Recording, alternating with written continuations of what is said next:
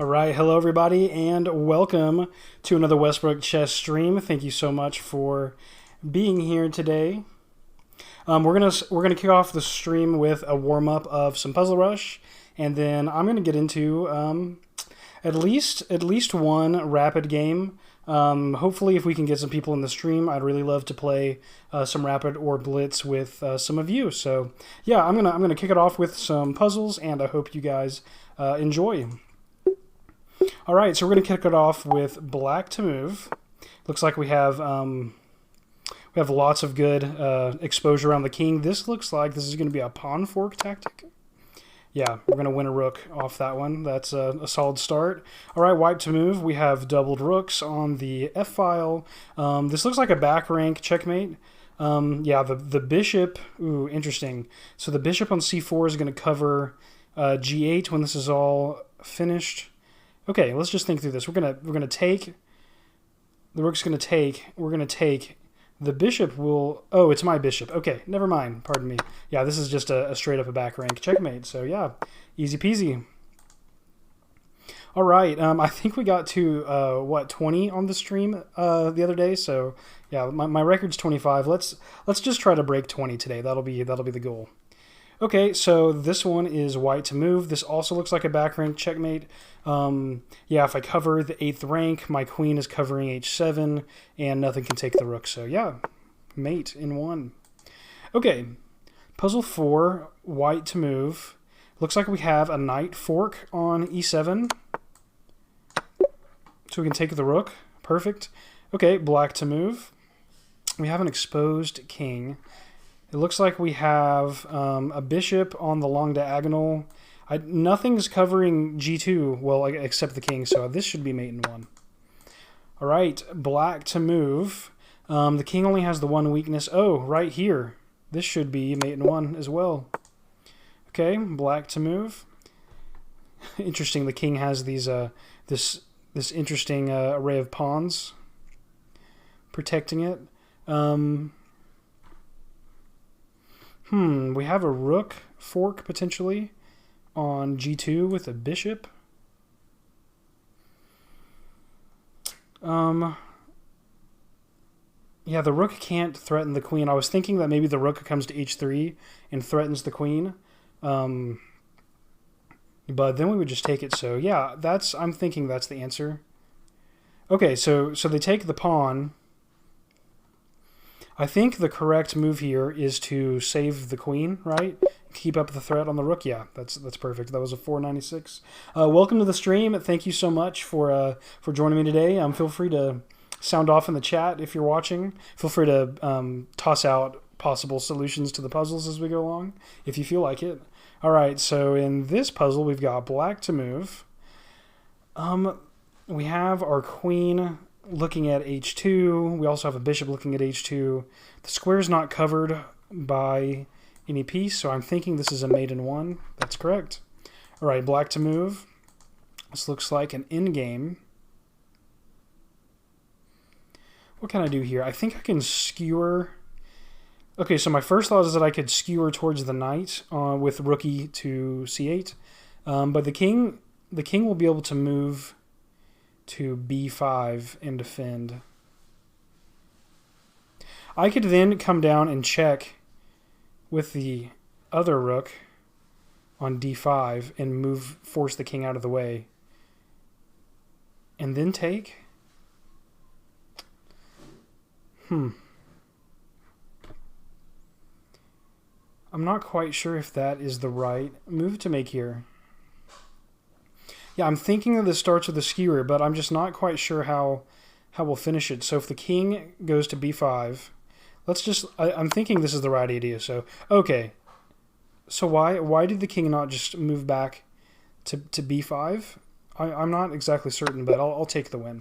All right, in this puzzle, we've got white to move. We have a bishop and queen battery going down the long a1 to h8 diagonal. It looks like the square is not covered, so that will be a mate in one. All right, 10 down, white to move. Let's see, the knight looks like it's hanging and with check on the pawn. However, I can't just take the pawn because the bishop's covering, so we're gonna take the bishop. Now we need to prevent the pawn from queening, which the right answer is going to be h3. Sweet. All right, 11 down, no mistakes yet. Feeling pretty good. White to move. We can move to b5 with check with the queen. Can we check with a knight? No, we can't check with a knight. If we check on b5 with the queen, the king has two possible paths. The king can move over to d8. The king can drop into e7. Where would I go from there? I'm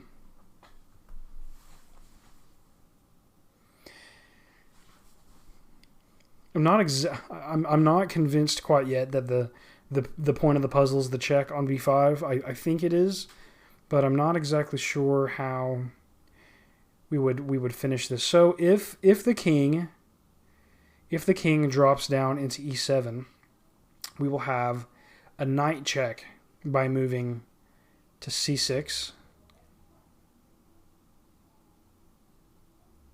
It would force the king back up to e8. I think that might be too much for this level of puzzle, though, however.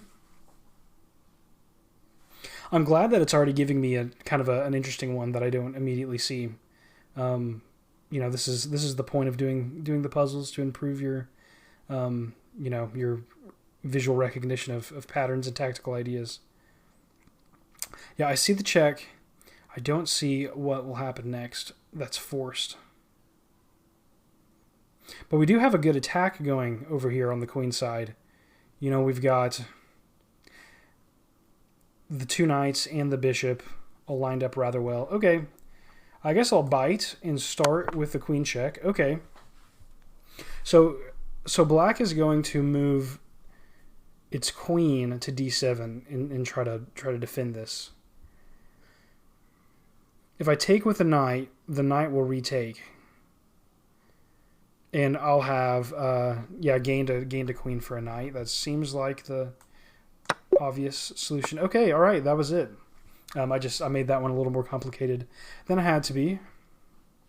Okay, so this time black to move. And there's nothing covering the f2 pawn. So it looks like I can deliver a back rank checkmate with a queen sacrifice on the first rank. Perfect. All right, black to move. Interesting. It looks like it's not a free rook, because if I take the rook, the queen comes in to deliver the back rank checkmate. However, it looks like there is already a back rank checkmate here, perhaps. So if I check on b1 with the b rook, the white rook will take. Then I can capture with the queen, and the only defender is the d8 rook, which I can take on d1, and it's not covered. All right, so that's going to be our plan of attack. Okay, so the queen is going to make this a tad more complicated. Okay, so if I take the queen, then the a rook moves to recapture, and the back rank is protected. If I take the a rook instead, no.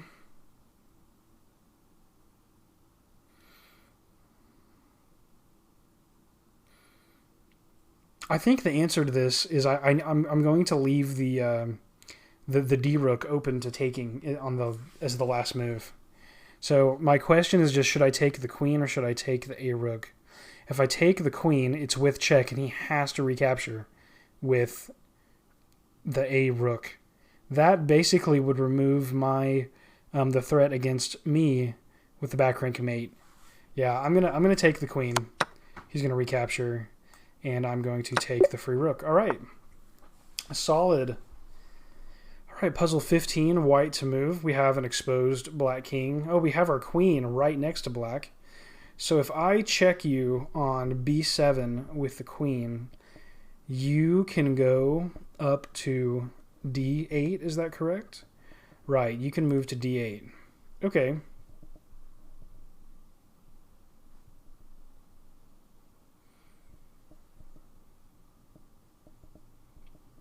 Then I could, I'm just trying to think, I could take the pawn on c6 with the knight and deliver check. Forces the king out. What's the next step, though?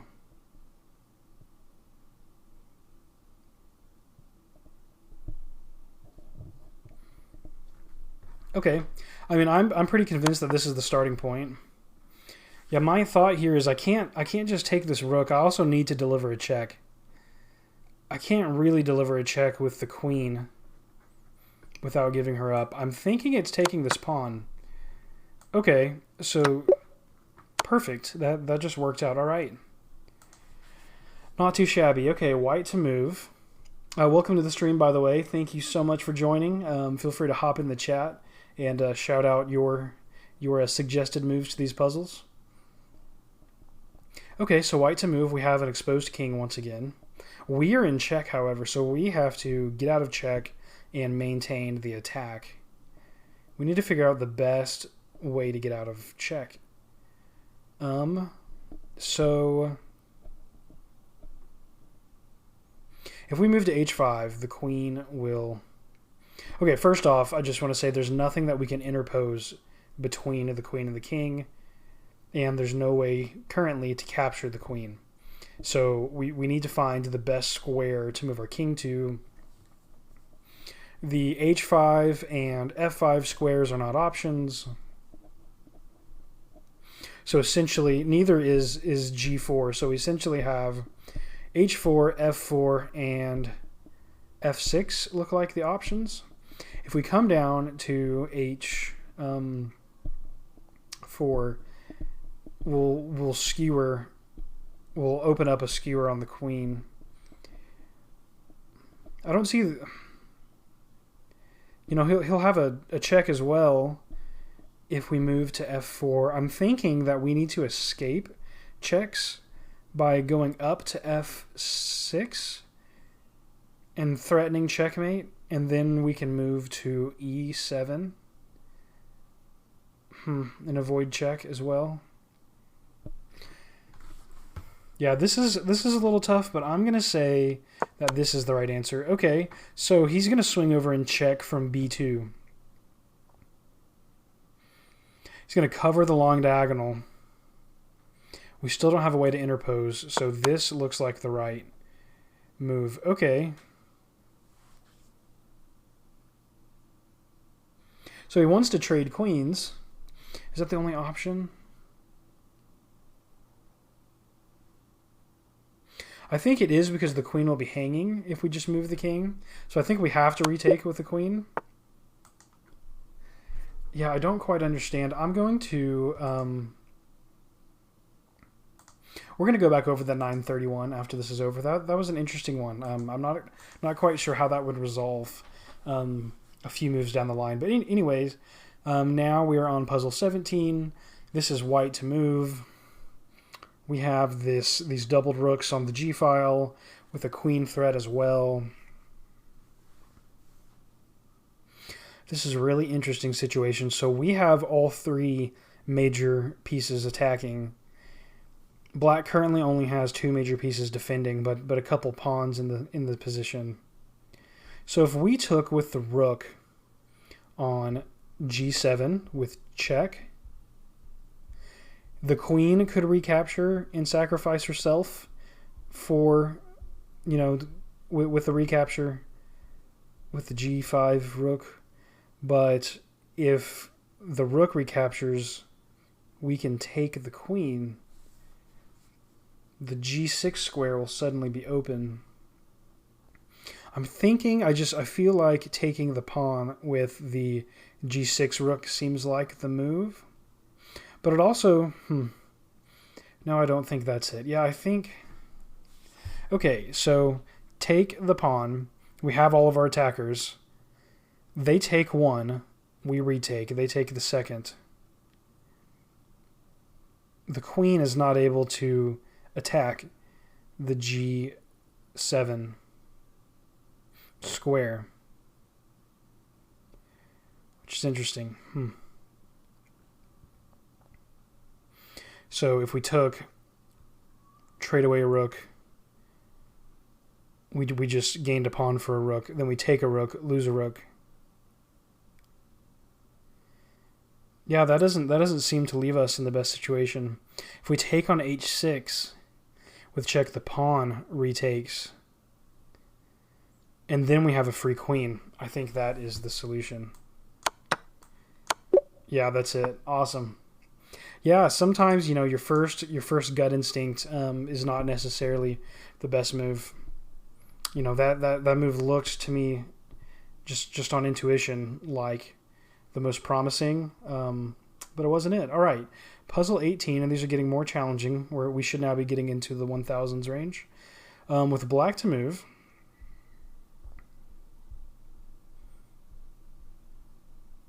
we have the open F file. We have a couple bishops.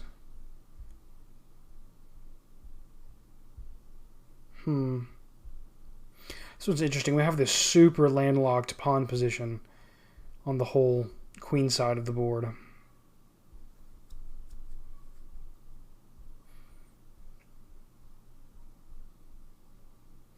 Our bishops don't really have any path for movement on the queen side, so this is all king side. We can't just check with the rook.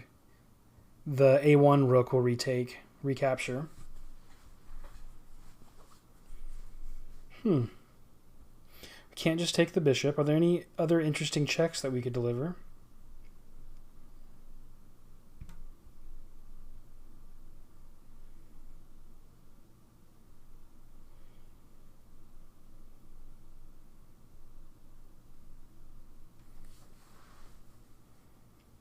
What is the idea here?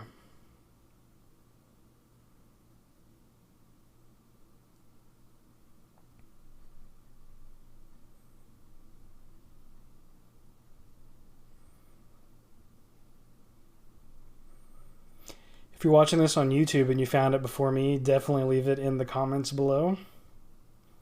Yeah, I'm gotta be honest, I'm missing the immediate idea here. Are there threats against me that I need to be wary of? So my king is rather exposed. The queen is the only thing defending my king. The queen can't come down and attack me too directly, because the king's in that nice spot on g7, defending its own outer empty space, which isn't optimal. But the king would have to move. The white king would have to move down to allow the rook to swing over, and then we'd really be in trouble. So, yeah, it seems like I need to be pretty direct. Okay, so let's just say hypothetically that I sacrifice the rook. That doesn't seem like that does anything for me.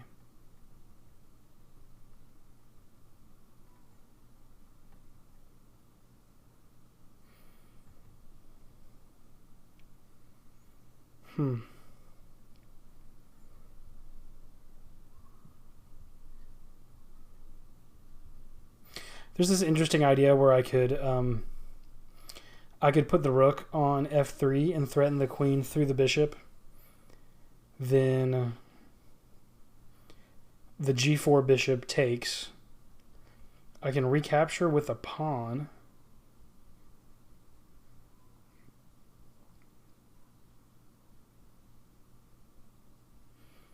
And my rook? No, the rook's gone at that point.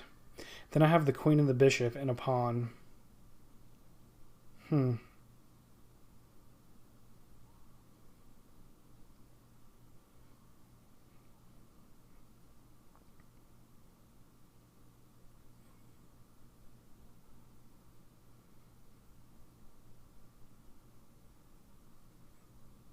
these bishops have to mean something.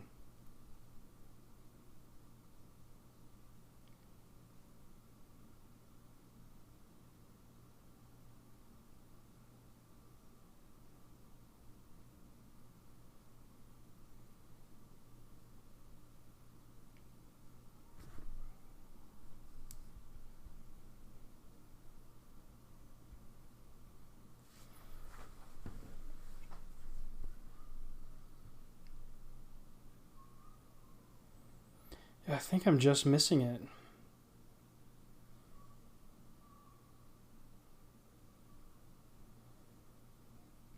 I'm trying to see, are there any surprising bishop moves? I don't see anything too. I mean, I could move the dark squared bishop to g5 and threaten the back pawn. That doesn't seem incredibly helpful.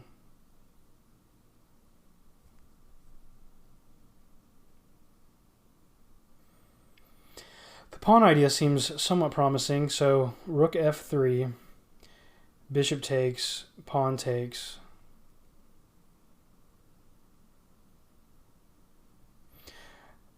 At that point, the g3 bishop is pinned, so it can't take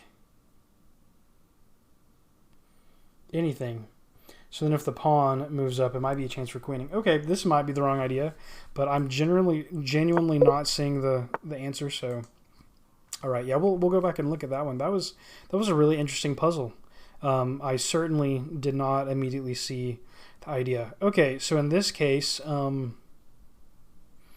white king has to drop in the bucket to f6 to take in 3 moves. In that time, my b pawn can be all the way to rook h8, dislodging the queen from the protection of the bishop. Rook h8. Oh, right, my rook could swing over. I didn't even think of that. Wow. Hey, Fresh Flame, thank you so much for being in the chat. Much appreciated. I don't know why. I can see it in my head now. So then the queen has to move off the file, right? Because the queen was next to the higher of the 2 bishops, I believe. And we just opened that file up. Interesting. Yeah, that's solid. Thank you very much for that. Yeah, the rook sacrifice, I don't know. That was interesting just because, trying to queen the pawn. I feel like there was maybe a chance. It definitely wasn't optimal, though. Interesting. Okay, well, thank you so very much for that, and thank you for joining the stream as well. After I fail at Puzzle Rush, I'm going to be playing a rapid game, and I like to play viewers, so if you would like a game, then feel free to stick around and play. If not, I'll be, just spinning up a random rapid after the Puzzle Rush ends. Shooting for the 20s, my record is 25. We'll see how high we can go, though. Yeah, thank you so much for that. Yeah, the king, it's going to take 3 moves to take on f6. By that point, my b pawn could technically be at b3. The king would... Oh, wait a second. No, pardon me. The h5 pawn. The h5 pawn is a passed pawn. I totally didn't see that. Awesome, sweet. That sounds great. Thank you so very much for joining. Yeah, this is like my 3rd time streaming chess or anything, so yeah, if you have any cool ideas or criticisms, I'd love to hear it. Okay, so we need to do something about the h-pawn. The h-pawn is going to be trouble. Yeah, this is more interesting than I thought. I love these puzzles when they get over 1,000. They just become so much more interesting. I feel like the first 5 puzzles in Puzzle Rush are always some kind of variation on a back rank checkmate or some simple fork. Yeah, and at this level, they just become more challenging for me. So do I need to perhaps break up the pawns to get a chance at stopping?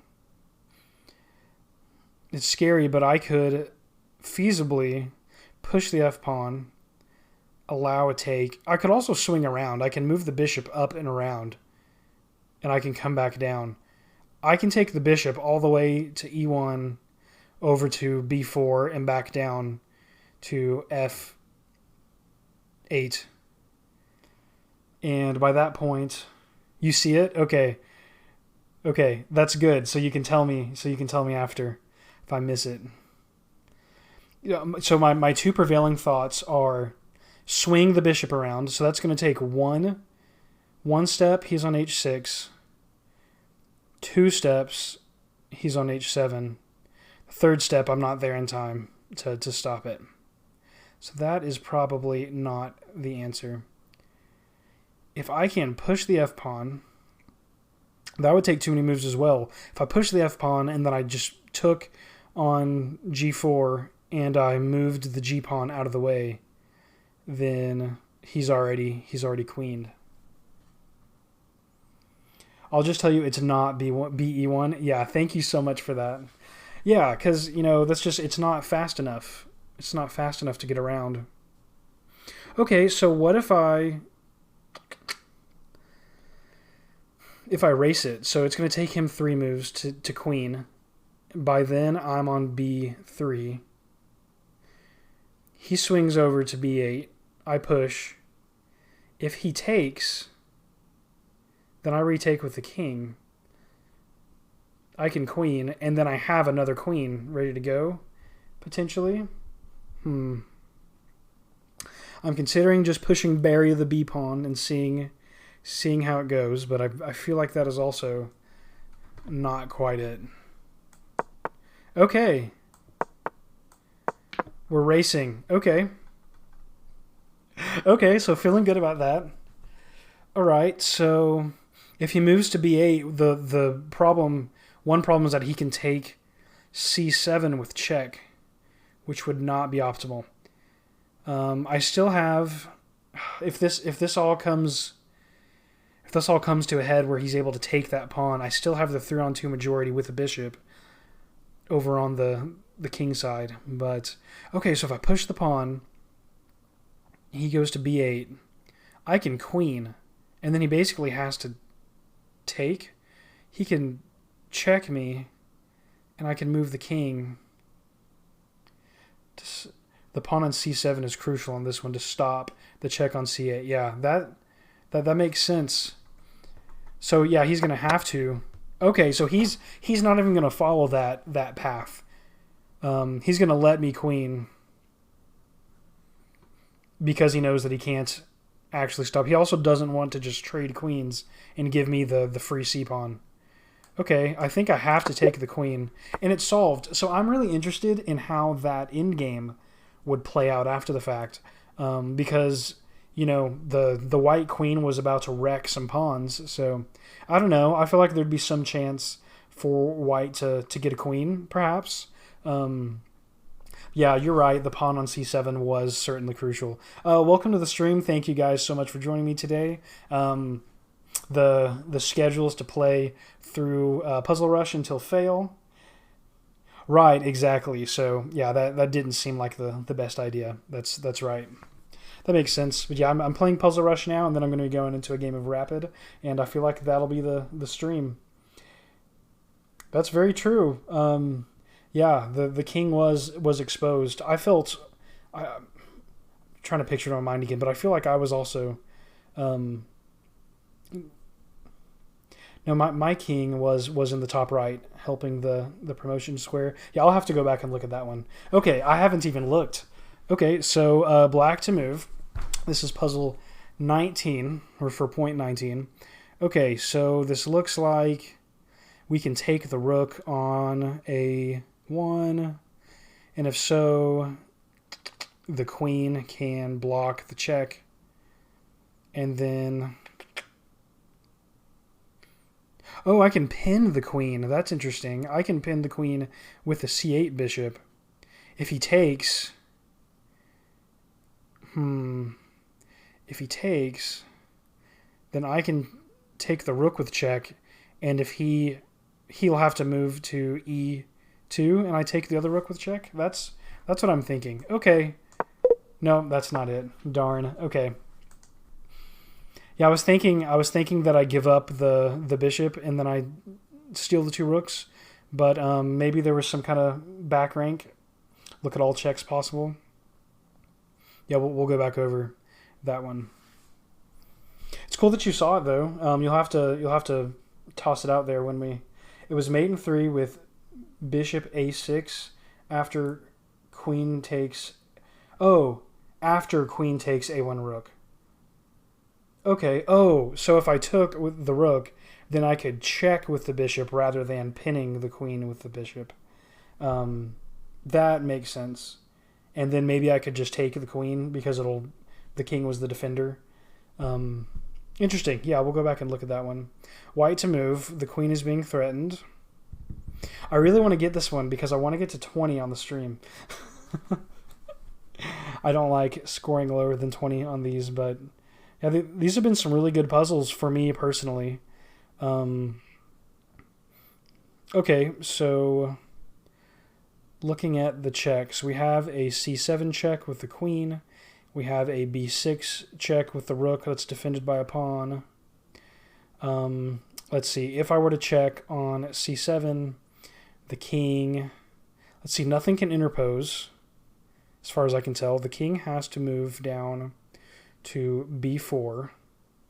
I can take the a7 pawn and deliver a check, and the b6 bishop can interpose. I can take, deliver check. From there, the king can't step out to b3 because of the pawn. Yeah, that might be mate. Okay, we'll give it a shot. So, check, check, check, mate. Sweet. Yeah, that one.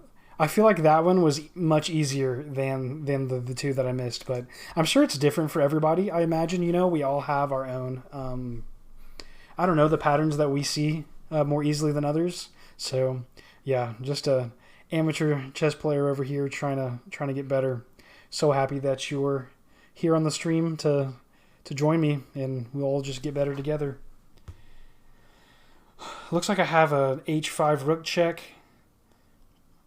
Could force the king to move up. I have a pawn check. g4 would be a pawn check. The king, the rook could just take though. Yeah, the rook is covering that square. I can't retake with the king. Interesting. So if we force the king up, what are we solving? Our rook would then be eyeballing e5. King's defending it though. We wouldn't have a check. The first 30. Hey, that's really cool. Your highest is 42. That's pretty slick, man. You'll have to add me on chess.com. Yeah, my username. I'll put it in the chat. We can keep in touch. Yeah, I may be a little below your level. If you're able to get to 42 in the puzzles. I've definitely never done that. But yeah, I'd love to talk some tactics with you sometime. That sounds like a blast. Yeah, so if I check on h5, then I force him up. I just don't see what I'm doing with it afterwards. I guess then I can move the g-pawn safely. But it doesn't deliver a check. It's not forcing, so what would he do? He would probably take the a-pawn. Maybe. I could deliver a check on the next. Yeah, I could deliver a check on the next pawn push. Yeah, I'm not seeing this one. We're gonna go with the risky click. Yeah. Okay, so let's go over these three. Also, I want to see. So first off, I want to see 931. This is one that we solved. Got this one right. My question was, after this point, if we take this into analysis. Okay, so it's black's turn. Black has to take. So now we're left with the rook advantage, right? Okay, so then I can do something like this. Okay, that's just like an easily winning endgame. Yeah. Okay, that makes sense. I just wanted to check that one out. Where are we at? Here. Okay. Let's look at 1047. This is the one where we needed the rook to come over. Yeah, that'll be so fun. Fresh Flame. Yeah, definitely add me on chess.com. We can also play some daily games too, if you would like. That's always really fun for me. Rook h8 because it's protected by the king. So right, the queen has to back off to the g2 square. Okay, so at that point we can just take the bishop. Yeah, and that's it. That's the puzzle. Okay, that makes sense. So this is just a straight up remove the defender. I just missed the mobility of the rook over to h8. For some reason I was thinking that because the queen was guarding the file that I couldn't make that move. But yeah, the king was covering h8. So yeah, that's really interesting. Okay, this one. Let's see. Black to move. Oh, so I'm going to guess I moved bishop a6. I'm going to guess we take with the... Yeah, we take with the queen. When he blocks, we check then. And now we have the free queen. Okay. Yeah, I totally can drop my username again. Mm-hmm. Yeah. It's out there. There you go, man. Yeah. I love doing daily games on chess.com. I do some blitz. I streamed some blitz yesterday, but I'm really bad at blitz. I love playing classical chess. Welcome to the game. Welcome to the stream, by the way. Whoever joined, feel free to jump into the chat. But yeah, my main thing is I play USCF classical chess on chess.com. I like to do rapid to prepare for that. I really prefer the longer timed games. But yeah, I love getting on here and doing the puzzle rush because I feel like I don't know, I feel like the openings that I know I'm positionally okay at, and that it's always some intricate tactic that I miss out on. So yeah, I'm just out here trying to get better. Got the Arkansas Open in October in Arkansas, USA. Yeah, going to be a cool open tournament in our state capital that I hope to go play in and try to compete in the under 1200 USCF division. So yeah. Okay, the 1207 puzzle. Okay, so this one, I'm trying to remember. Okay, I thought you couldn't do this because, okay, this is interesting. So my mind, I don't know how you finessed me out of a pawn in our game, but here we are. Hey man, how are you doing? Hey, I don't know how you finessed me out of a pawn in our end game the other day. Yeah, I know it is. How's it going, man? Yeah, Flame, just so you know, me and King Roar had a timed, I want to say we had 60 minutes each game at a family function, and like the whole family was like dipping in and out to watch the game as it was going. It was so fun, and it came down to this crazy end game where we had two queens side by side with two pawns. Each queen was in the way of a pawn, and yeah, Lucas, my cousin, he was able to get to queen 1/2 step faster than me. Yeah, it was great. It was a great game. But yeah, welcome to the stream, man. Happy that you're here. It was so crazy. It was really exciting too. Yeah, Lucas, yeah, King Roar, he's going to be a good chess player if he just sticks with it. All right, so for this one, I dismissed the pawn check on g4 just because I knew that the rook could retake. But now, before it shows me the next move, I just want to try to think about what is the idea here. So I can check. Oh, removal of the defender. So I'm gonna the white rook is gonna check on f5, and then the king will move up, and we just removed the defender from the rook. So we just swindled a rook for a pawn. That is a really interesting one. I feel like if I was in this position in a game, I don't know that I would immediately see that. Yeah, that one was really intriguing. All right, I think those were the puzzles. Did we do the bishop one where the bishop swings around? No, we did not. Where was that puzzle? Yeah, I felt like we missed one. I didn't get it. Or did I? I got that puzzle. Okay. Yeah, I got that puzzle. Okay, yeah, that's it. That's the Puzzle Rush. We got to 19. Not quite as good as the 21 on the last stream, but hey, not so bad. We saw some interesting ideas. There's some little 3-move combinations that I can work on. Perfect. Okay, I'm going to take a brief break. I potentially have a guest player to play with me. If not, I'll be back in roughly 2 to 3 minutes, and I'll be playing a rapid game. Totally willing to play anyone viewing. Whether that's Fresh Flame or King Roar. If either one of you want to play a 30-minute rapid match with me live next, I'd be more than happy to do it. But until then, I will be right back, guys. Stay tuned.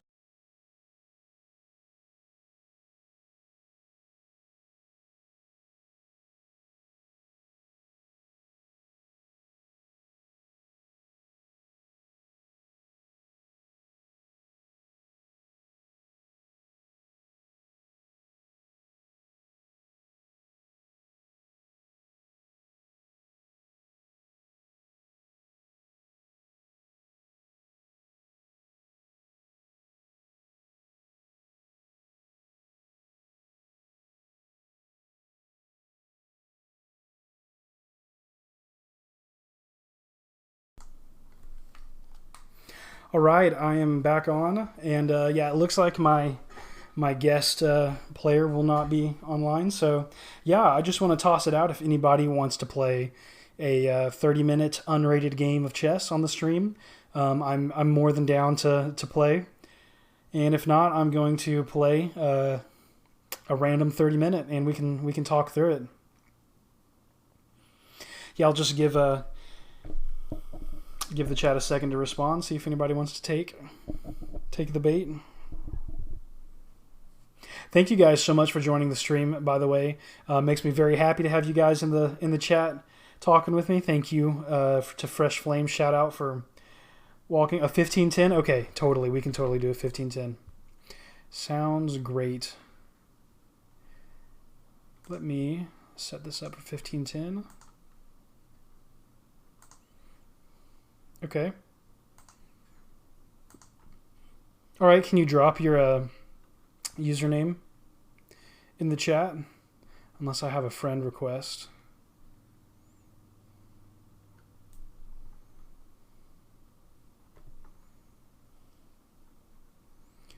Let's see.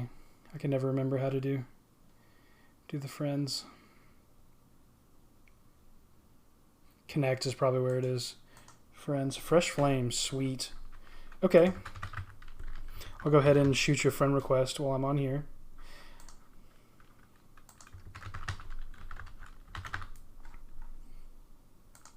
Does this look right? Hope that's right. Yep, Fresh Flame looks good. Okay. All right, perfect. Here we go. All right.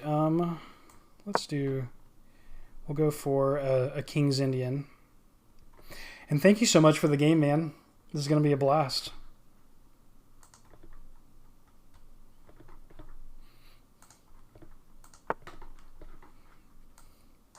Okay.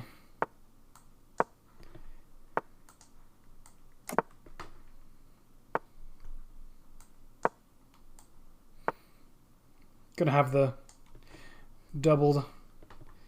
dual King Indian approach. Okay, so black is going to take a little more space before castling, which makes sense to me.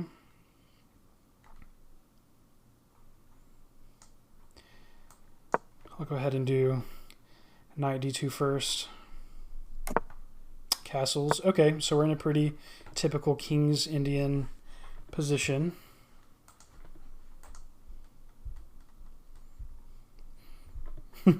Just blitzing out the first few moves.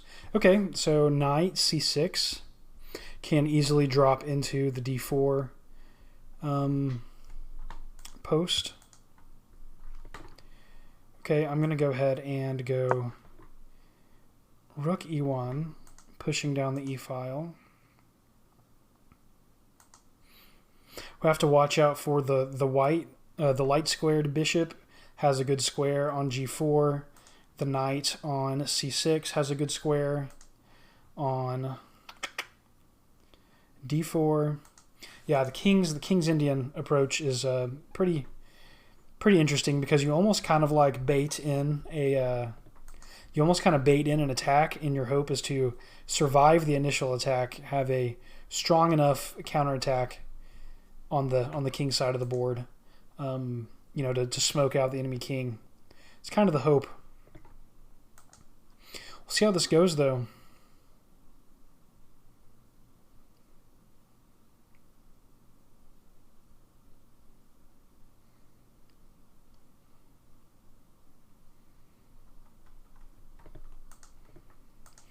King's Indian attack, symmetrical defense. Yeah. Interesting one. Welcome to the stream. Thank you so much for joining me tonight. Feel free to jump out in the chat if you feel like it. We are currently playing a viewer. Did some Puzzle Rush. Now we're playing a game of Rapid. Okay, so bringing the queen out.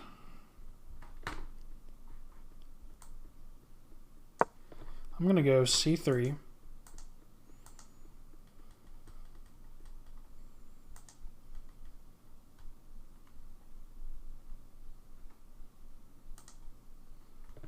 I'd really like to gain some space in the center of the board here. The King's Indian position doesn't work very well when you're kind of cramped on the king side. You kind of need some space for your pieces to move around, specifically on the king side. So if we can set that up, that'll be great. There are also some key pawn positions that you want to try to fight for in this. So yeah, that's a pretty great move. So if I push to d4, there will be 1, 2, 3 attackers, and I'll have 1, 2 defenders. So that'll give up a pawn.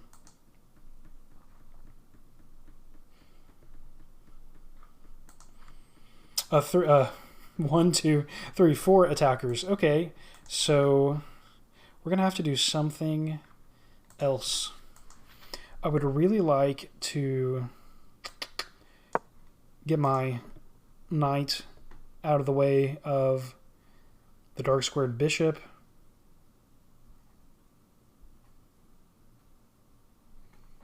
That'll add one more defender to this square. We'll have 1, 2, 3 defenders. 1, 2, 3 attackers. 4 attackers, rather. The dark squared bishop is kind of like poorly placed. Well, not poorly placed, but the bishop can't quite come out yet. We're defending that b2 pawn weakness with the queen over on this side of the board. It's an interesting take. Black is kind of equally distributing his forces. He has, 3 pieces on the king side holding the fort. He's got a couple moving in on the queen side. Hasn't completely committed one direction or the other. We'll see how that develops. Sometimes in the King's Indian, if you overextend on the king side, then black can get good counterplay on the queen side. Trying to force a pawn through. Okay, so this is targeting the a2 pawn, so that I can't free the bishop by moving the rook over to b1.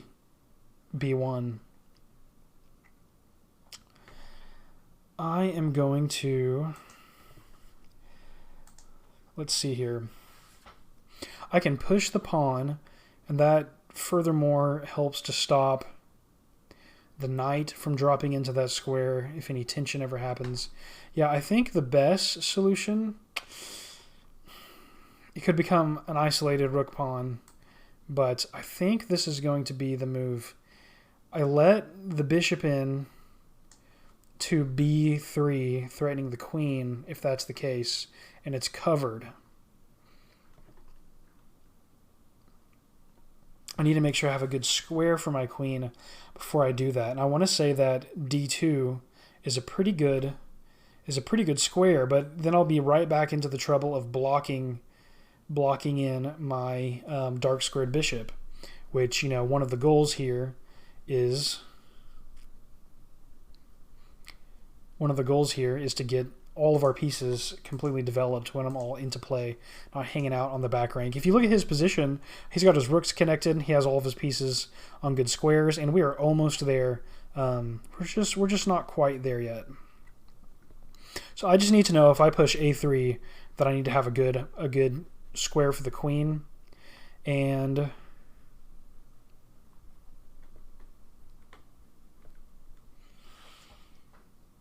I'm not entirely convinced that it's there. Okay, we'll go for it. I'm expecting the bishop to move into b3. I mean, obviously he doesn't have to do that, but that's just my first thought.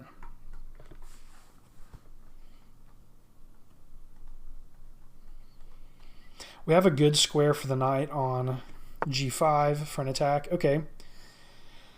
That is what I was expecting. I want to maintain the pressure on d4, so we're gonna go with this.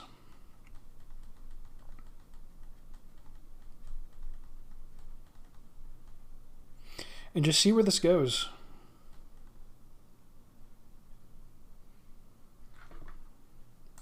I really need to perhaps break up the tension on... Okay. Interesting. I'm going to go ahead and... I don't know that I want to make that move yet.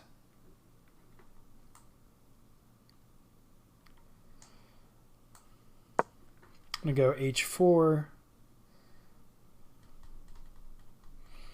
He's committing now with the move knight d7. It's not quite committed to the queen side yet, but it's what it's looking like.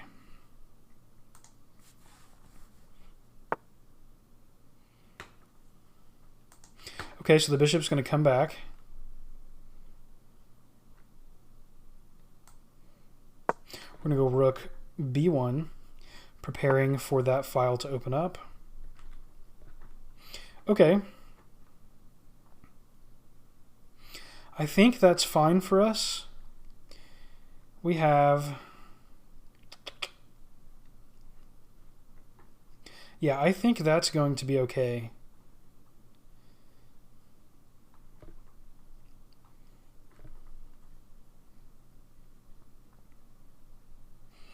One, two, 3.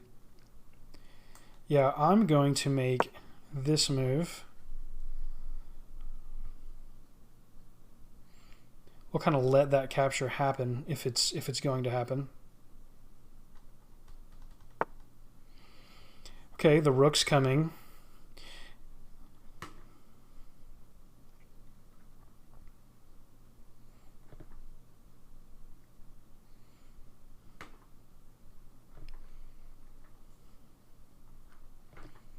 This is very interesting.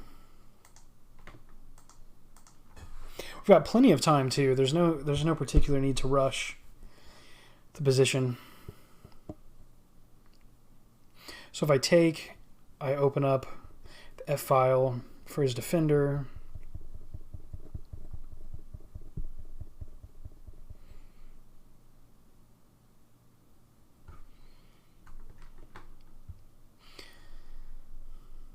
Yeah, I'm thinking, okay, so one attacker opens up this diagonal for the e6 bishop. If I push to the d pawn now, that's takes. There's 1, 2 defenders, and still the four attackers. So yeah, I'm thinking that it's going to be okay if he takes.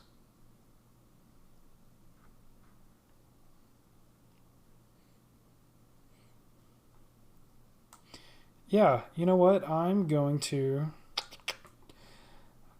I feel like I want to bring the queen to a better square.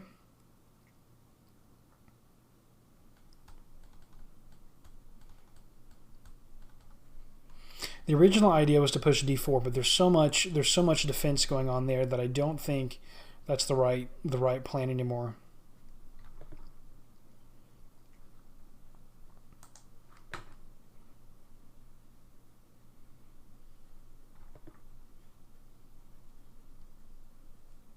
Okay, I'm going to open up. Yeah, I'll go ahead and make this trade. We'll open this up, and if he pushes the H pawn, see, I'll go ahead and do this.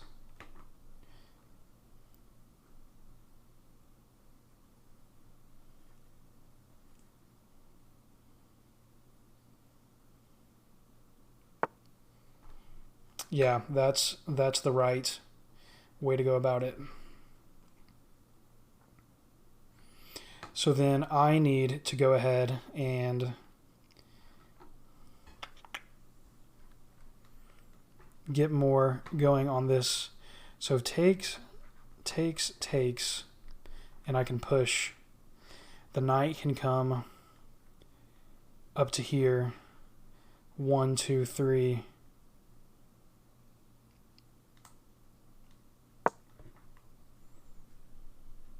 This is a really good game, by the way. If you're still watching, if you're still actually on the stream, Fresh Flame, super enjoying this game. Very interesting middle game position.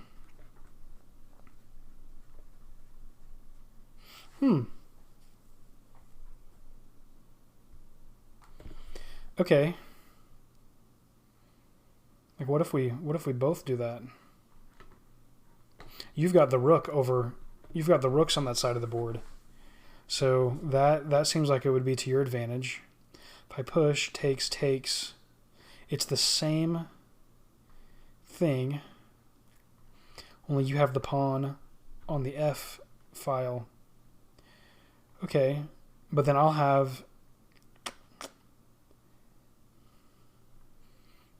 Yeah, this is very interesting. Okay.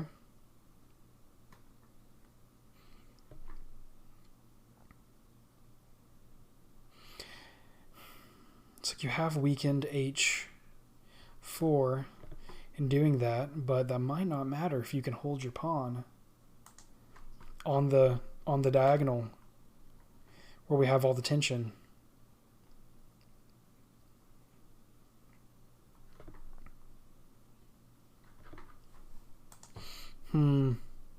How will this tension resolve itself?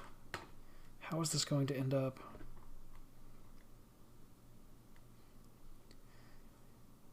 Okay.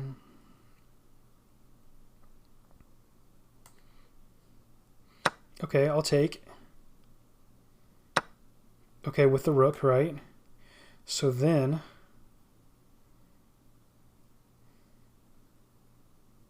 I'll go here. I'm covering the pawn.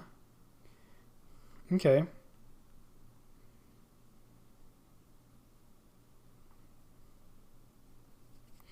Okay, but where would you go to if I'm here?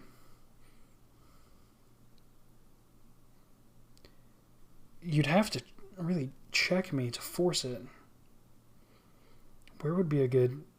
That's covered. That's covered. That's covered. Okay, I'm gonna risk it. This is sketchy, but where's the tactic? Find the tactic. It might just be the D3 pawn, but it's a piece.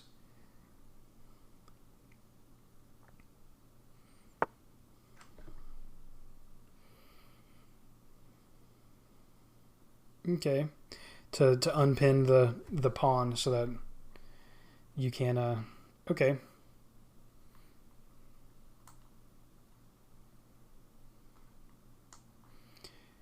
Takes.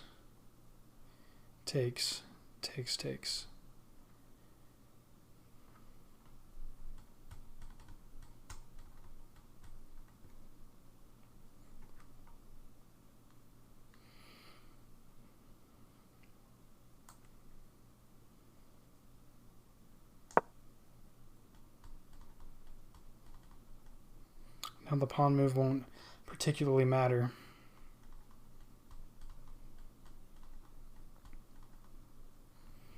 And this is opening up. Lots of tension here. I almost think that retaking with the pawn might have been a better choice because your rook could have pushed your pawn. Resignation. All right. Well, man, that was a really good game. You're a bullet player? Okay. Yeah. No, man, that was a lot of fun, honestly. I almost would like to just see how this would have played out. But yeah, I'm thinking that if you pushed the pawn, you play bullet, really? I am so awful at bullet. Do you want to trash me in a bullet game really quick? I'll totally get destroyed. I'll totally get destroyed if you want to play a quick game of bullet with me. I'm so bad at it, but I'll play it.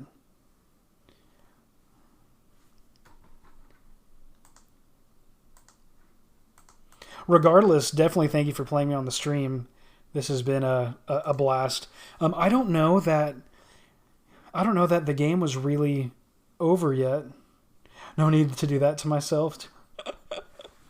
It's fun though, you know. Hey, I'm not here on the stream to just like win every game. If you watched last night, I got thrashed in some blitz. But you know, it's fun. You know, being able to calculate really quickly is important in some situations. I'll tell you, this past weekend, I was at the Arkansas State Chess Championship in Jonesboro, Arkansas. And we played games where you have 2 hours on the clock on each side of the game, so they can be up to 4 hours. And I got down to 90 seconds, and it was really challenging with 90 seconds left for me to play out an endgame. All right, here we go. I don't know how to do the London system. You're going to dominate. I feel like this is awful already. Here, there. Oh, there's just a pawn there. Okay. This is already too much. Oh gosh. Oh gosh. Oh gosh. What about that's okay. And then there's nothing there. There's nothing there. What if I did? It's too much time. Okay, we'll just go ahead. Okay, I'll do that. That's fine. Ugh. I'm so bad at this. Okay. Yeah. Then here, and you've got that. Yeah, I just gotta go with it. I just gotta take. I just gotta rip open my own king side. Who cares about it? Why not? Why not just lacerate my own king side? Check. Yeah.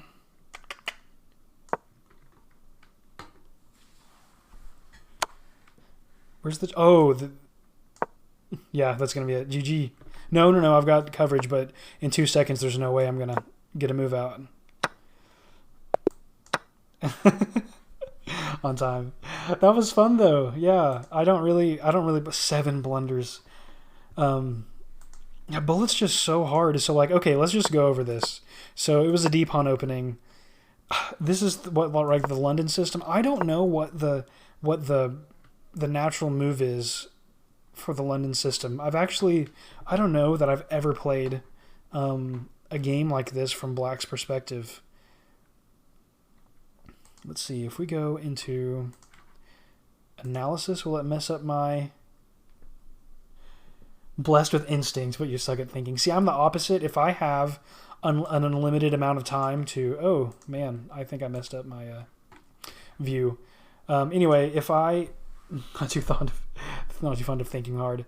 I'm like, if I can, I don't know, if I have enough time to sit and think during the game, you know, then I feel like I do fine. You know, like in our rapid game, as long as I have time to think through the tactics and everything, I'm good. That like fast instinct, oh, that's so hard. Well, I knew that this was too passive anyway. I just couldn't think of what I should do. So, you know, attacking the pawn that's already defended. Double defended pawn. Look at how awful that Patrick Starr is my man. That's hilarious. Look how awful the bishop is on d7. I would say that at some point, if I could have gone queen d7 and pushed the e pawn, then maybe in a bullet game, breaking up the center like that, opening up lines, may have been useful.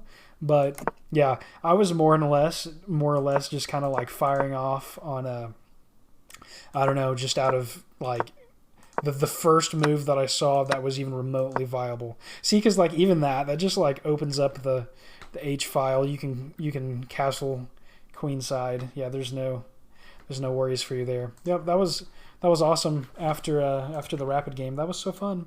All right, well, welcome to the stream. Thank you so much to everyone that's here hanging out tonight. If there's anybody else that would like to play a rapid game, I would love to play with you.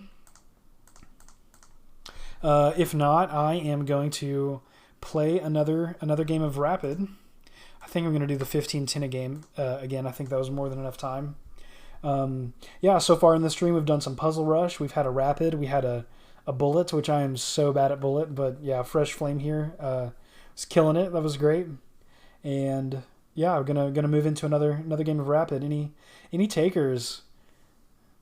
Thank you all so much for being on the stream tonight. I really appreciate it. Having a blast going over puzzles with you guys earlier, throwing out answers. We got to 19 tonight. It was 21 the other night. The record is 25. Hope to get that on the stream eventually. Okay. Well, I've given it a moment and no one has called out. So yeah, I'm just going to go into another rated rapid match. And yeah, 1285. We'll see if we can't push 1300. Yeah, that seems like a good goal for the stream. All right. Incoming new rapid game. What are we going to have? Is it going to be a D-pawn game or an E-pawn game? Which I'm way better at E-pawn openings than D-pawn. I feel like I just... Okay, and here it comes. We're going to have a Queen's Gambit. We'll make it a Queen's Gambit declined. Ooh, he's going to enter on this side. Interesting. Okay. So I'm going to go ahead and reinforce the D-pawn anyway. We'll break the pin. We're open to castle now. Yeah, just like a super secure way to play the Queen's Gambit declined. I'll go ahead and get castled. Okay. So yeah, we're double defended on D. 2 defenders, 3 defenders actually, and one attacker.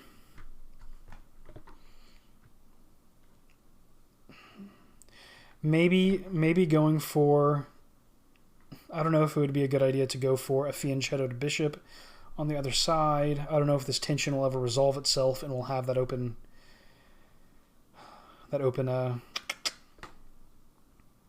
diagonal to work with. That's kind of a big question for me right now. Yeah, I'll bring the knight up then. We'll see what our opponent does.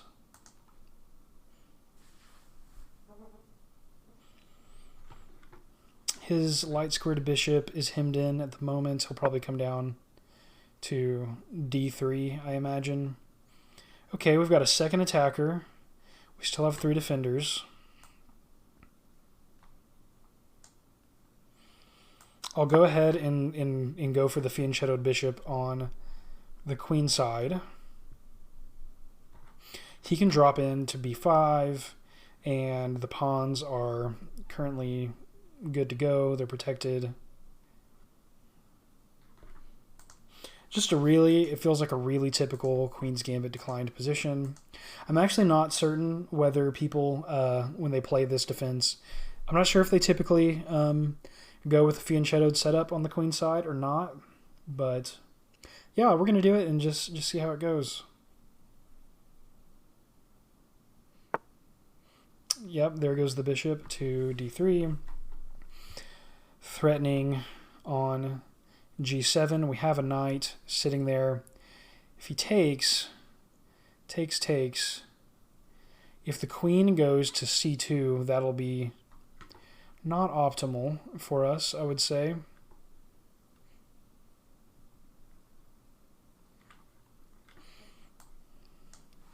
Yeah, what will I do? If the queen goes to c2 and the bishop can just drop in and take that, we would retake. Oh, then if the queen takes, we take. Okay. So with the knight and the king as defender, as two defenders, they need 3 attackers on that square. It looks like they could take my knight, I could retake, and their knight, if it was able to move to g5, would be the second defender. Okay. We can calculate on their time, but yeah, I would have the bishop on f6 to stop that from happening. So yeah, not as worried as I thought I was about that.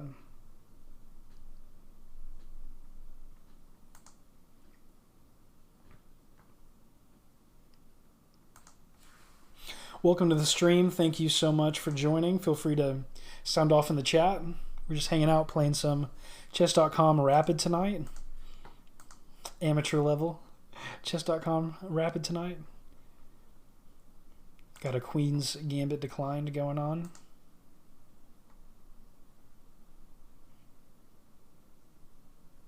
Not quite certain how this will resolve itself, but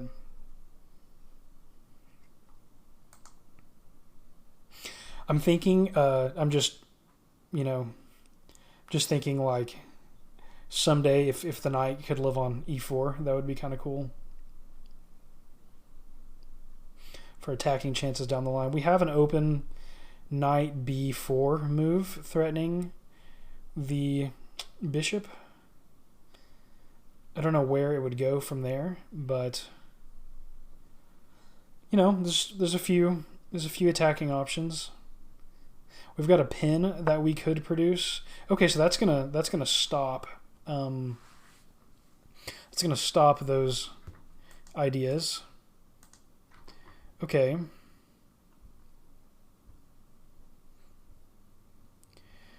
I'm thinking maybe that attacking. Let's see, 1, 2, 3 takes 1, 2, 1, 2, 3, 4 takes. Okay.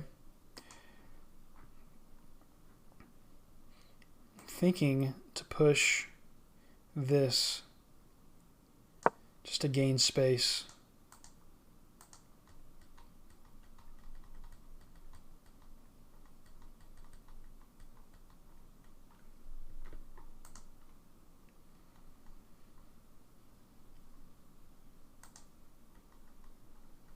I'd really like to trade off pawns in the center and open this up to make this feel a little more comfortable.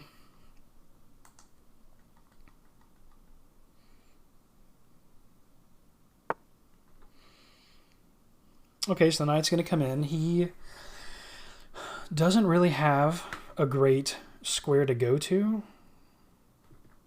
It doesn't seem. He's also taking pressure off of d5.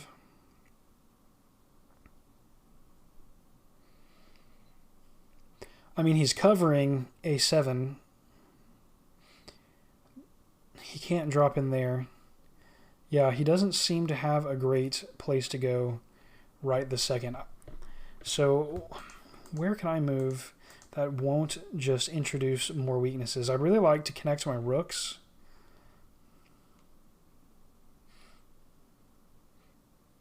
Where do I think this is going? The queen could drop in. Yeah, I'm not entirely certain where I should go with this attack. Or if I should just hang tight and let the opponent decide where I should defend.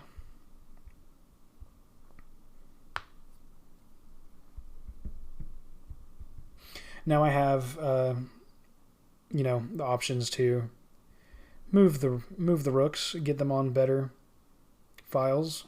I'm trying to think of where this could open up, and I think E could potentially open up. The bishop on D3 is now the only thing guarding the C pawn. Just because it has been. I don't really want to take there. But if I could threaten it, that may be useful.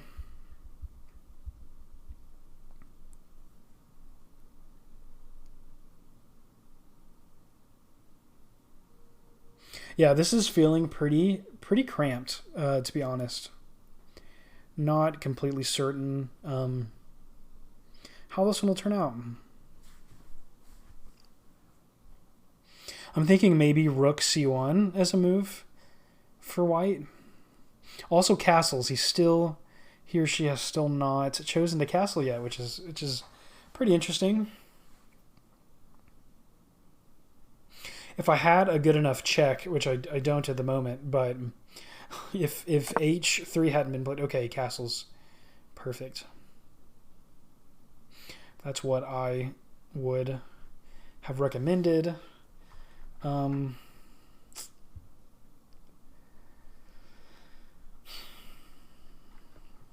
thinking now potentially knight e4, because I think I'm okay with taking. If he takes and I take and I have the pawn, then I'm looking at that pawn. I can take and open up the E file. It would leave one. He would have a center pawn, and I would not. Is that right? No, I would have the center pawn just pushed really far forward. I could back it up with a rook and just kind of harass his position. Kind of tempted. I feel like it'd be better if I set it up first.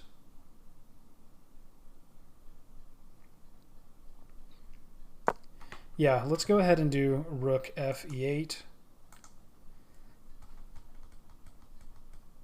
Yeah, I'm eyeballing just plopping the knight down, accepting the trades, and yeah, pushing the e pawn down the board.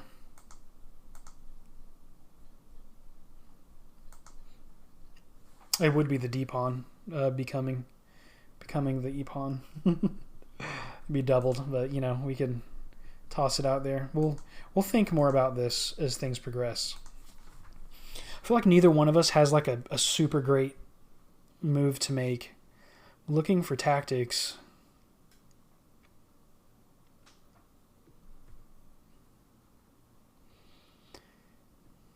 I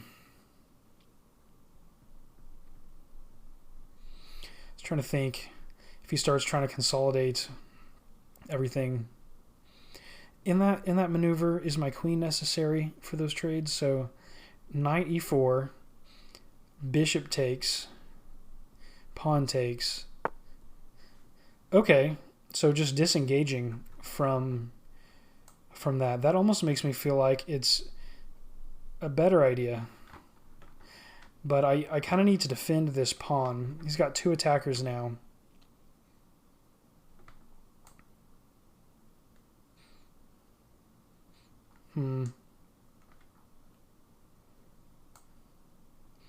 This could resolve in a few ways. But takes.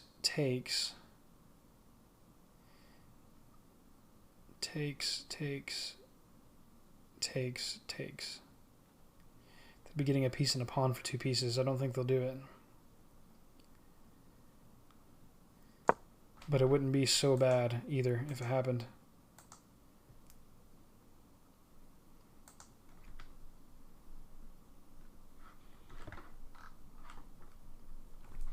Thank you so much to everybody on the stream tonight. Really appreciate it. Hope you're enjoying watching some super tense 1200 rated chess on chess.com.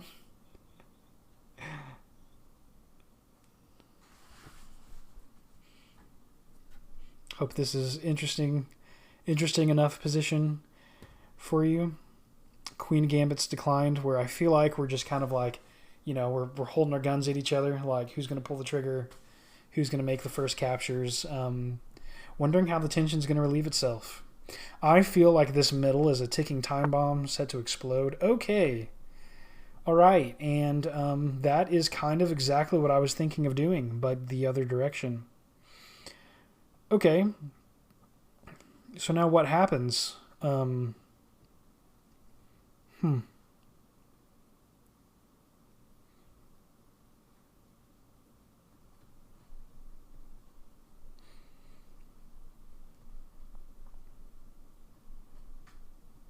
kind of want... Can I force my center pawns to stay?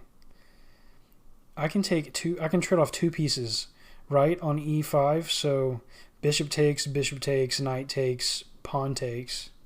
And now...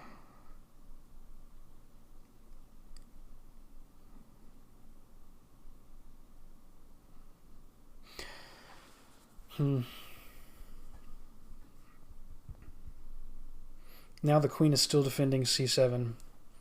Yeah, I feel like that just kind of... Okay, I'm going to lead with the knight capture.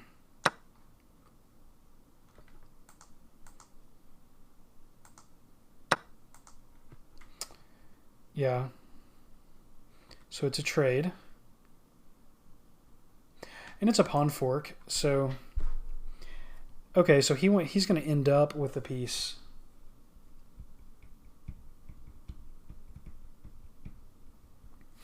It would be him winning a piece for a pawn trade there.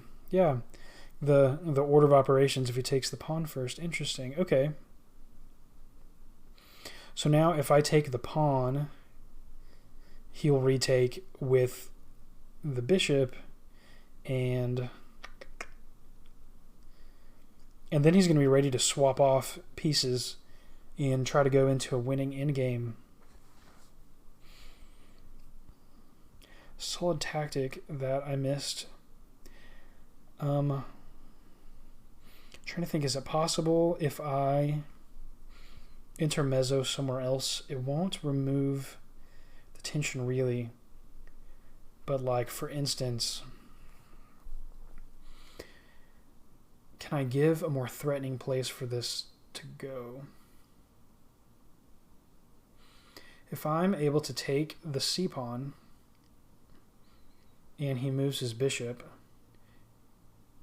to recapture, is there now a better move for the light squared bishop to threaten something? Because that would just be useful.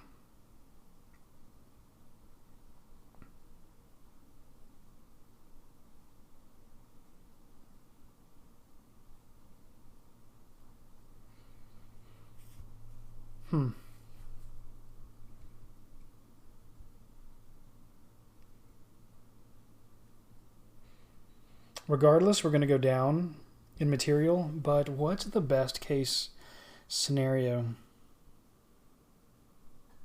It's possible that advancing the knight and giving up the bishop, well, I don't know about that actually. His dark squared bishop is going to be there. I can either give up the dark squared bishop by taking the pawn or by moving the knight. Is there a great second square for the knight to land on? In two moves, is there something that I can do?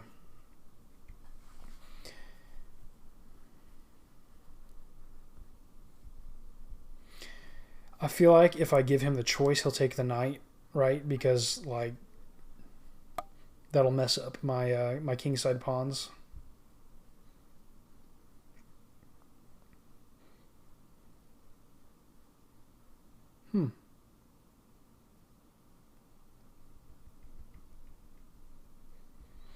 Yeah, I need to have some kind of counter aggression. I feel like I'm taking too much time, but this is a critical moment. Yeah, should not have traded. I kind of had to well, I could have moved the queen, I guess, and given him the space instead.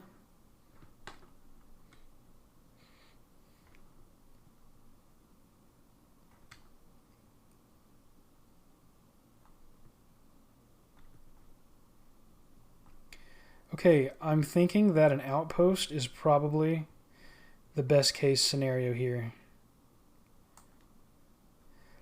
We are just going to go with it. Yeah, we're just going to go with it.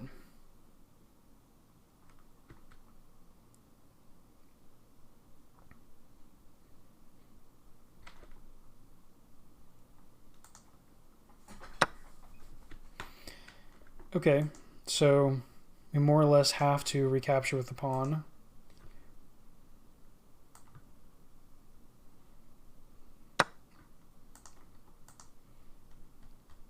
So now we're down 2 points worth of material.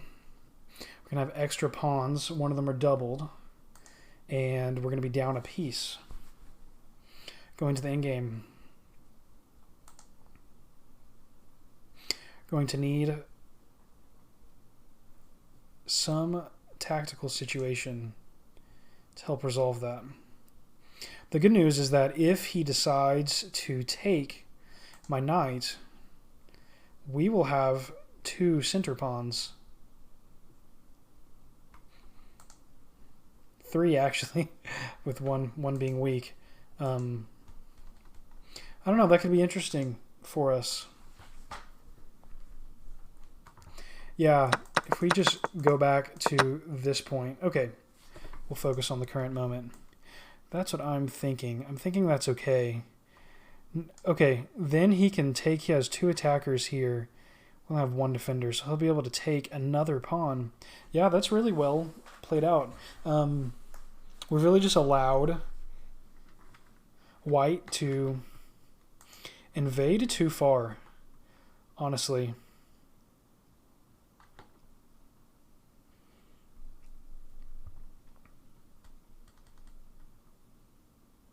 Yeah, this is the only way to recapture, so then he's going to take, probably with the knight, is what I'm guessing, to generate a threat. And now,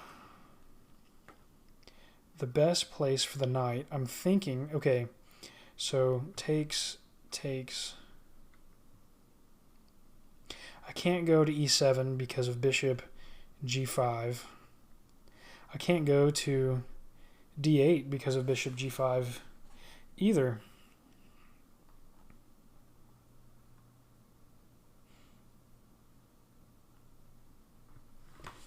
Yeah, that's not going to work out. I can't really threaten. Yeah, I can't really threaten the knight with anything, actually.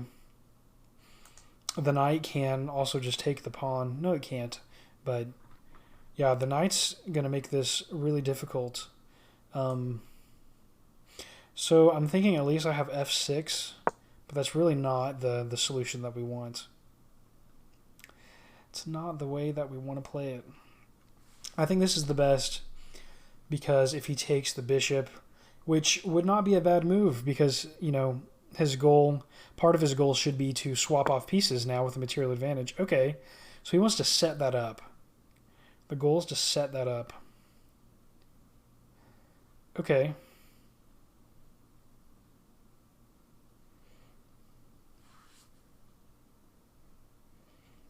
Yeah, there's really nothing that can be done about the knight sitting there. He's basically there.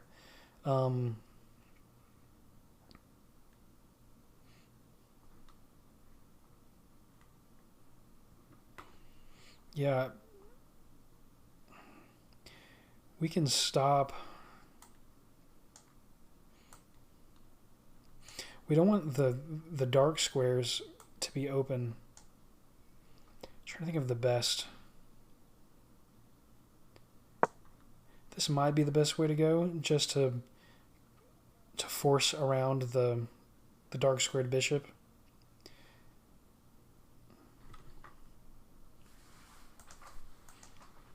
It's not going to be enough counterplay. He can and probably should trade off some. I'm surprised that he didn't go g5. sooner so that I couldn't stop it with f6, just because, you know, he can really force my rook to a meaningless square. At the very least, we have an open file at the moment. As soon as the knight goes anywhere, the file is ours. Yeah, that is a good move. I'm thinking that attacking here... No, I need the queen to cover the bishop. I do. I need the queen to cover the bishop.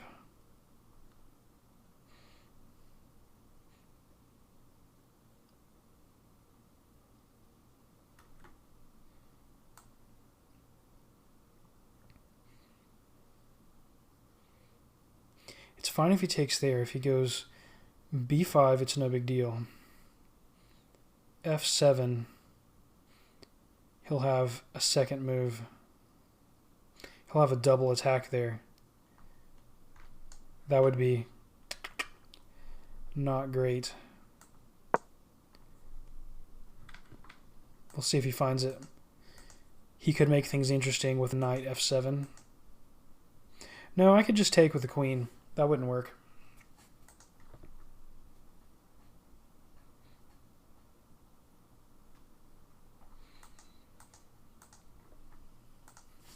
Yeah, this is really, really interesting. Queen trade. Okay. I'm still covering.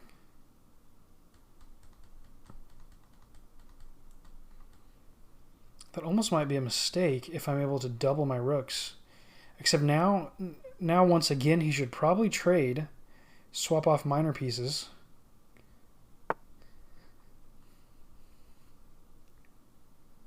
I can't go rook d8 because he can take and I can take, and there's no... Yeah, that doesn't help anything.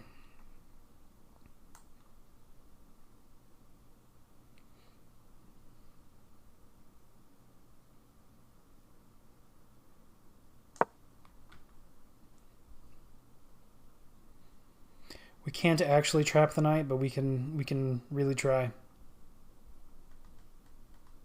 We can try to shut it down. Gotta play on.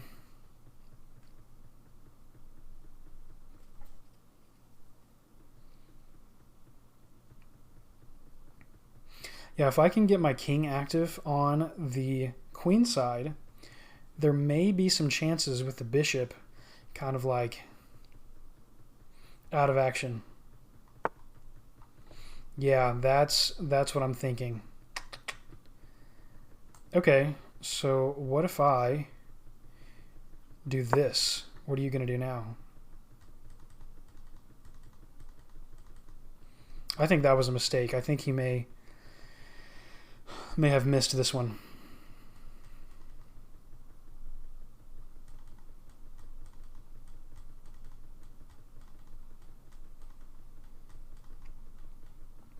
I'm thinking rook d2.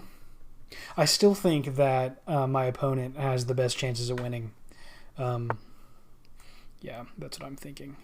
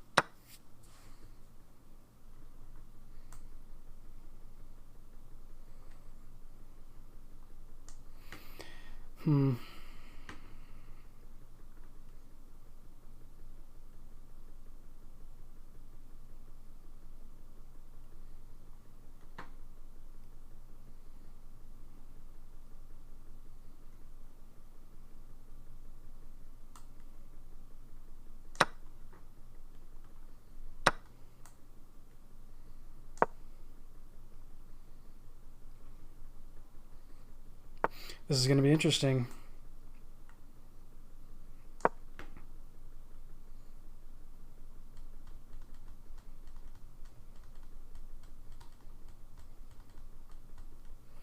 Yeah, this is a critical moment. He or she has way more time to think about it than I do as well. Oh, blunder. Blunder, that's it. It's still not quite a blunder. Takes. I thought that was a blunder. I got to be careful. It's hard when you only have 3 minutes left, you know, but that was a really dangerous move. Not quite a blunder. Almost there. Y'all just wanted to watch me blunder my rook or my bishop on the stream, like the queen yesterday in the blitz match. No, 2 days ago. Thank you so much for being in the stream. By the way, feel free to drop in the chat. Okay, what is that going to do? How is that going to benefit you?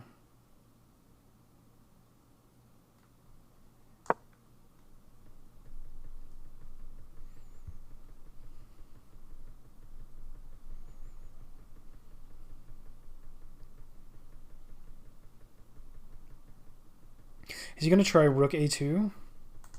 Is that a possibility? Okay. Takes.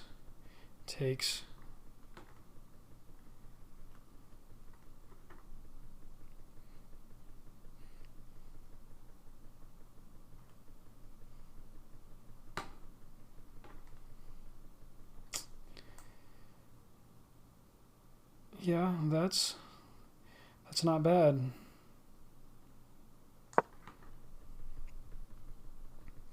But what will he do with it? Is he going to push the pawn next? Because you can't. You got to get your knight out of there. And like yesterday.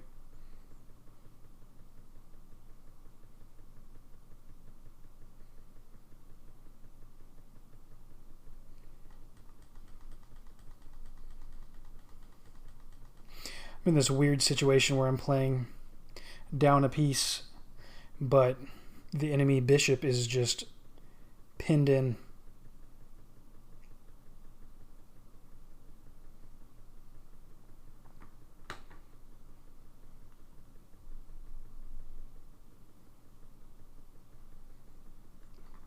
If he goes A1, I need to go. He can take the pawn. He didn't take the pawn. I think he could have taken that pawn.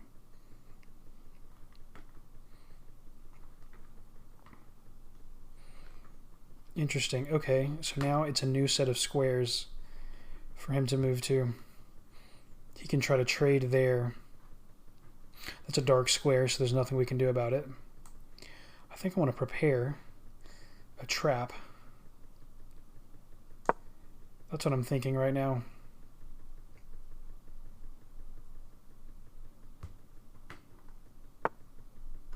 Yeah. So then how can we stop this? I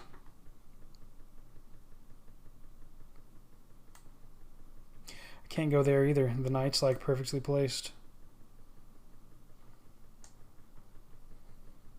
The knight's not protecting the promotion square, which is a key point to make.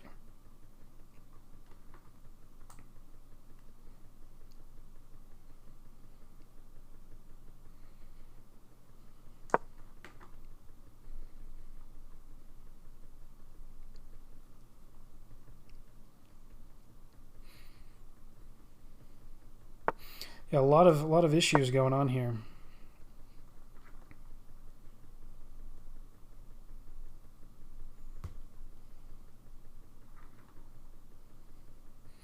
I think he should go maybe rook b8.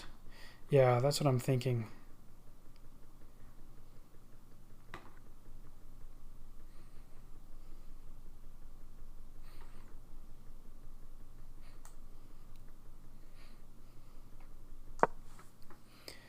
I know it's just wasting time, but it gives me another chance.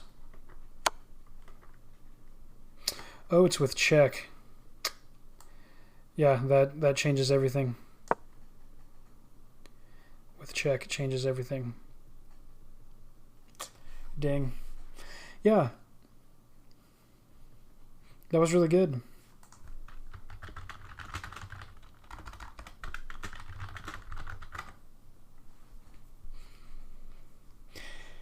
Yeah, if he didn't have that with check, then we would have just traded rooks, which is still not great for me, but obviously better than, missing a piece. Dropping a rook. Now he needs to get the rook out of the way and push the pawn. He might have to move the rook. I'm thinking rook a5 next. Then he's got it on the dark squares. Always like a good sport.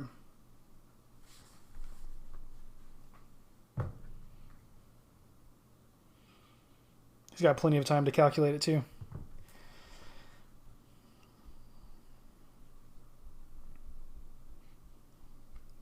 He's probably not going to have to worry about flagging. It is still interesting on the king side, the rook or the bishop being in so much trouble, but it's just too much material ahead. Oh. Okay. Yeah, that's bold. I love it. That's incredible.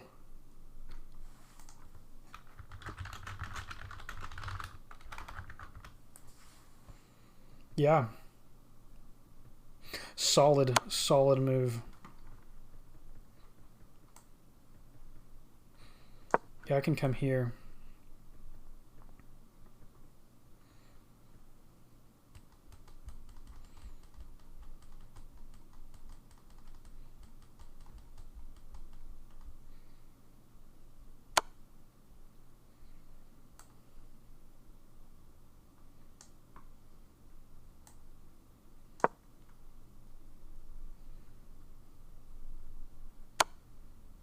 Yeah.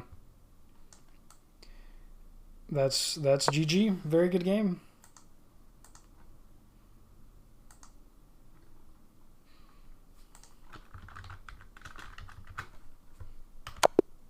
Yeah, that was a really good one. That was a lot of fun. Yeah, 2 blunders. Let's go to a yeah, it was a good sport. Let's go to the game review and just take a look at what happened in that round.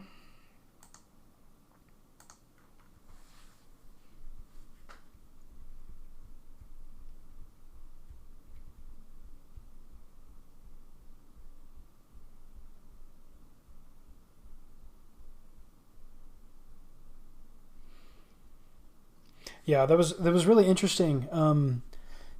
The way that I had imagined this attack on e4 with the knight for several moves, and then he comes into e5 with the knight. It was super critical when I had the queen on d7 at the same time.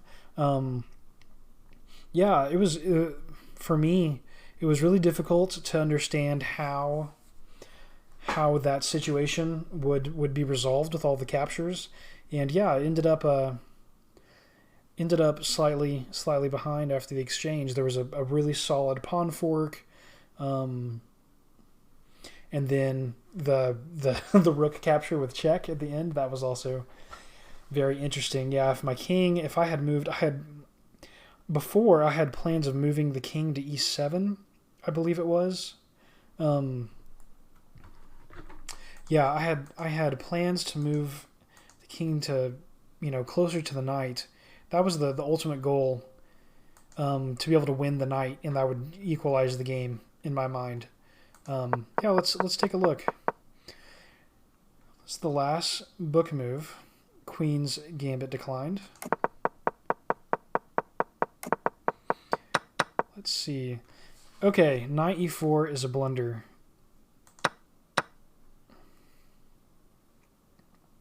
So the blunder wasn't before this?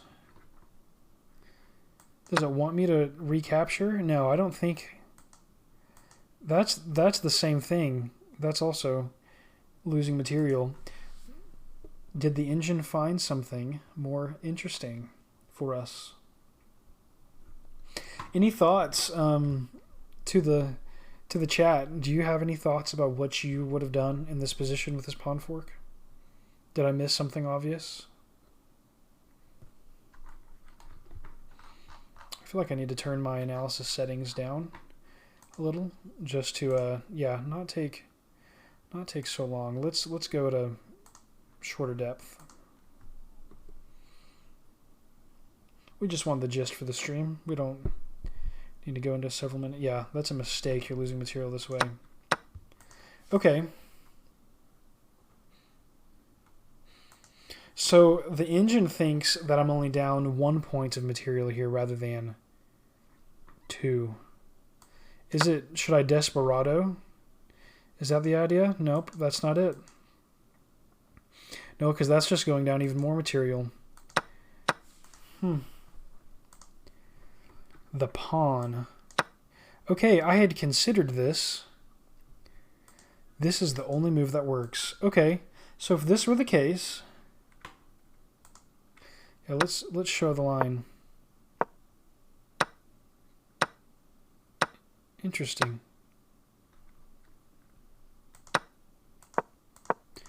So this is saying the bishop would recapture. Then queen c6. Oh, is threatening a battery. Okay. So there was a better move.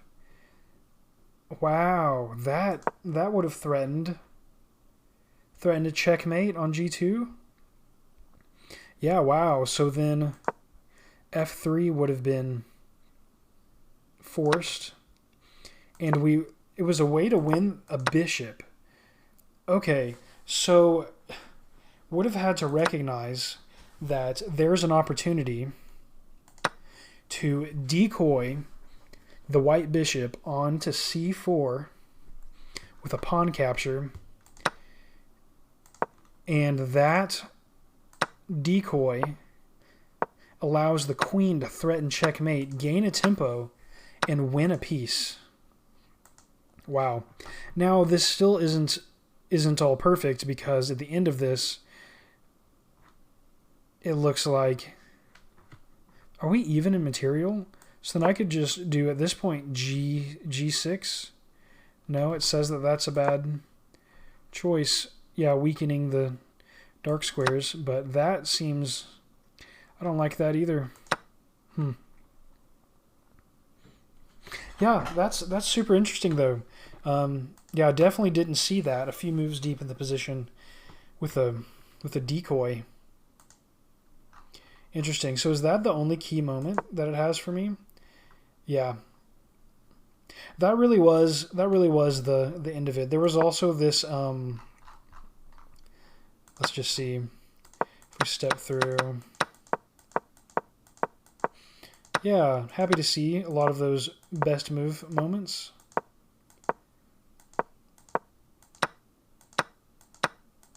I feel like at the end, though, there was something better to be done. Interesting that's the best. That was inaccuracy. You missed a chance to threaten taking a piece.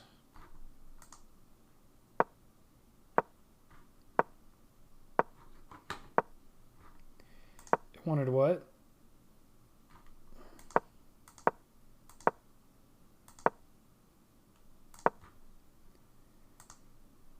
So c6, rook e7. You missed a chance to take a piece.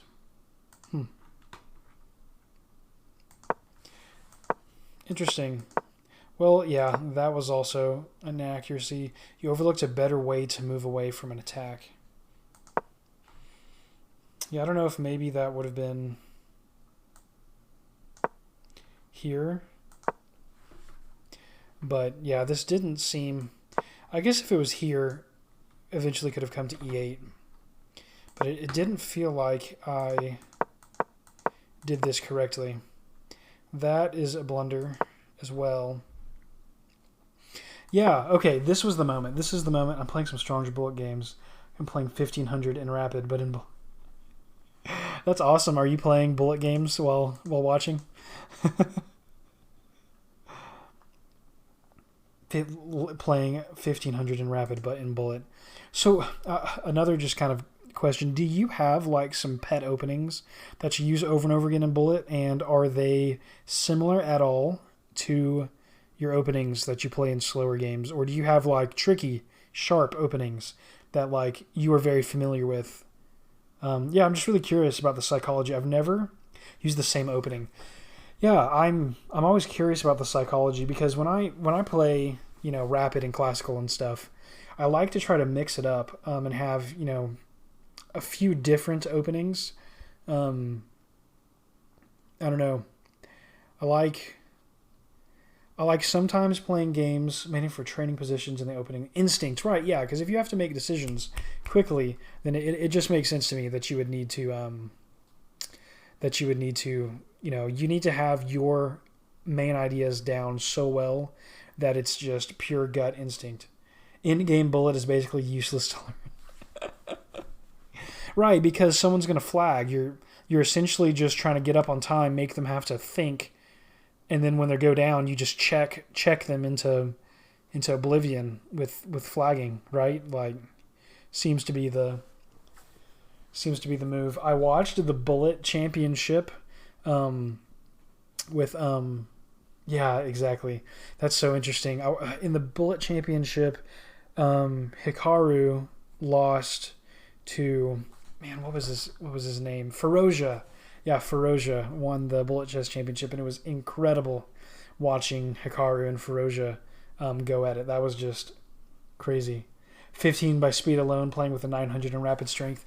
I feel like that happens. Like, anytime I've played even Blitz, I feel like I get, if it comes down to a time crunch, people just, like, check you to death. And, maybe you can be in a winning position. And if they can just, continuously check you so that you can't make progress in time. I mean, it's a valid tactic, Like, it is what it is. Yeah, so this was the second blunder. I just want to see what would have been better. Like, I can't take because then we queen. Then they queen.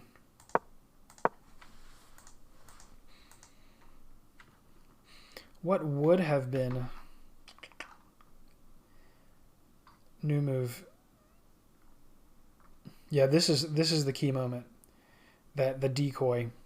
I don't know if you were paying attention, but would you have seen this decoy tactic here?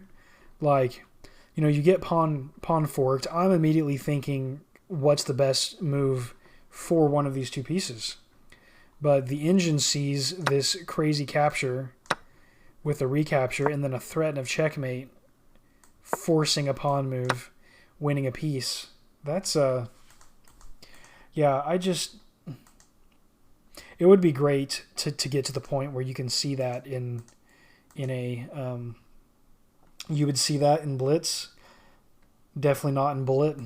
Yeah, it just takes a moment for me to see. I dismissed other moves. I think there was one time when I thought to myself, what kind of threat can I generate with another piece? I remember thinking about the light squared bishop and what to do with it. But yeah, I definitely didn't see the pawn capture. I did think about it once as an intermezzo, but I didn't think it actually did anything. If I would have just pondered it for a little longer, I might have been able to see the open diagonal with the queen would threaten checkmate. Interesting. That was really cool, though. Welcome to the stream. Thank you for joining. What you see here is also including the future of the light square bishop and the G2 square. Right.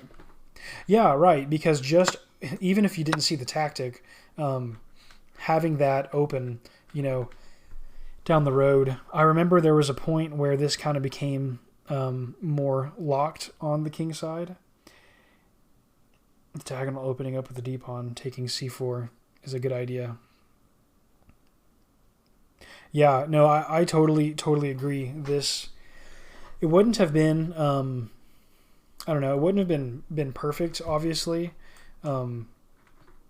but having that diagonal open would have definitely given me a better attacking chance going into the end game, even down in materials. So, yeah, That makes sense. And that's why I think it's super important to go into analysis after this. It's a tactic, but it's important to learn piece vision of the weak king. Right. See, and I was like, I really wanted to like keep a hold of the dark squared bishop too because of the weakness on that diagonal. If I don't know, if that diagonal opened up as well, then I feel like there were attacking chances. So let's say I didn't see the tactic and maybe I don't know. I don't know what I would have done, but this seems bad. Oh, yeah, that's also bad for the hanging queen. It's not going to work. Yeah, I don't think there was a way to hold on to the dark squared bishop here unless I just did something random and hoped that he took the knight instead. Yeah, any wrong move, I don't know if you're noticing, but like even like this, the position goes, the engine analysis shoots way. The analysis for white shoots way up just because of missing this tactic. So yeah, that's super interesting. I really enjoyed that match. Yeah, the weak light squares in the center. Yeah, because, you know, if I did trade here, okay, so if I did trade here, let's say that that's a good point to make. Let's say that I miss this move. Let's say that I'm like, okay, if I'm going to go down, I'm going to at least take a pawn. Okay, now he has the dark squares. This knight is controlling light squares. We have the attack on the light squares. When you can see weak color squares, you'll always look to C to abuse it. That's kind of what I've been trying to learn. But I feel like I've been focusing on... So in this position, like, you know, obviously white made the move h3. So my mind is thinking that the dark squares are the more important in this position because I'm like, how can I get into the king's camp and, you know, force him out? But if you have a big open diagonal like this, then that's also really important. Because, for instance, if my knight could ever make it over to h4, that would be a solid spot to force another pawn move and a further weakening of the king's protection. So, yeah, counting the defenders. If we go back to that position, so their c4 bishop is hanging with 0 defense. Oh, right. So that's also a really great point. Yeah, if we go right up to this, that was solid. Takes. Yeah. So if before a move starts, and again, this, like you said, this isn't something you can do in bullet, but it's something you can do in blitz and rapid. Just counting where everything is and how many defenders it has, you know, which the bishop, okay, in this position has a defender, but if we decoy it, it suddenly has no defenders. So I guess that's something that I need to include when I'm assessing one of these positions. Yeah. Because if we decoy it onto c4, suddenly it is not checks, then captures, then attacks. Okay, that makes sense. Is like a good way to step through. I really appreciate the advice. So look for checks if they exist. Analyze how you can use them if you can win something with it. Try to see the only defender of the c4 pawn is the bishop. Mm-hmm. Yeah, and then you bait it onto a square where it has no further defenders. After that, bishop is hanging. Mm-hmm. Yeah, that's what you have to have seen. And from that point, if I always attack hanging pieces as an idea, that makes sense. Because at that point, if I could see in my mind, I saw the position of the bishop being there. If I would have noticed it had no defenders, I might have thought to myself, how can I continue an attack by threatening it? And, you know, I may have thought of queen c6 as an idea. Yeah, that's super interesting. Okay, well, with that, I think I'm going to wrap up the stream. Although I had a absolute blast playing our rapid game, playing our bullet game. I hope that you add me on... Well, yeah, I'm going to add you on chess.com. Exactly, right. You would see queen c6 to attack the piece. Exactly. Right. I think that is the big lesson for this game. I think it's to really focus on defenders. Counting the defenders is the main advice there. Right. That's what I think I'm going to take away from this. And Fresh Flame, I super appreciate you being in the stream tonight. I'm going to go to my recent games, and I'm going to make sure that I actually add you. I think I did add you as a friend. I want to just make sure. Sweet. I've got you online. I'm loving the 1801 Blitz rating. That is intense. Or bullet rating, rather.